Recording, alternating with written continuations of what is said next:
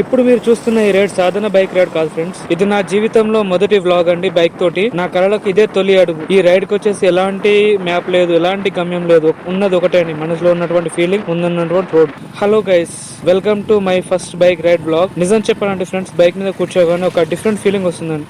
Bus కాదు, car కాదు, bike అంటే ఒక ఫ్రీడమ్. మనతో మనం మాట్లాడుకుంటేటువంటి ఎక్కువ టైం ఉండేది మనకండి. ఈ గాలి, ఈ సౌండ్, ఈ ఇంజన్ చేసేటువంటి వైబ్రేషన్, ఇవన్నీ కలిసి మన మనసులో ఉన్నటువంటి బరువుని నెమ్మదిగా తీసేస్తుంటాయండి. ఈ రోడ్లు చూస్తుంటే నాకైతే ఒక మాట గుర్తుకొస్తుందండి. ఏంటంటే లైఫ్ కూడా ఇలాగే ఉంటుందండి. కొన్ని రోడ్లు స్మూత్ గా ఉంటాయి, మరికొన్ని రోడ్లు బ్రేక్ వేస్తాయండి. రోడ్ లో వచ్చేటువంటి కొన్ని టర్న్స్ అనేవి మనకు ముందే కనిపిస్తాయి, కొన్ని టర్న్స్ అనేవి అన్ఎక్స్పెక్టెడ్ గా వస్తుంటాయి. కానీ మనమైతే బైక్ ఆపేయం కదండి. అలాగే లైఫ్ లో కూడా పడిపోయినా నెమ్మదిగా లేచి ముందుకు వెళ్ళాలి. ఈ రైడ్ అనేది నాకు అయితే అదే నేర్పిస్తుందండి. మనం చేసేటువంటి గమ్యం కంటే ప్రయాణం ముఖ్యమండి. మనం ఎలాంటి ప్రయాణం చేస్తున్నాం, ఏ ప్రయాణం చేస్తున్నాం, అందులో ఒడిదుడుకులు ఏమున్నాయని చెప్పి మనం అయితే చూసుకోవాలండి.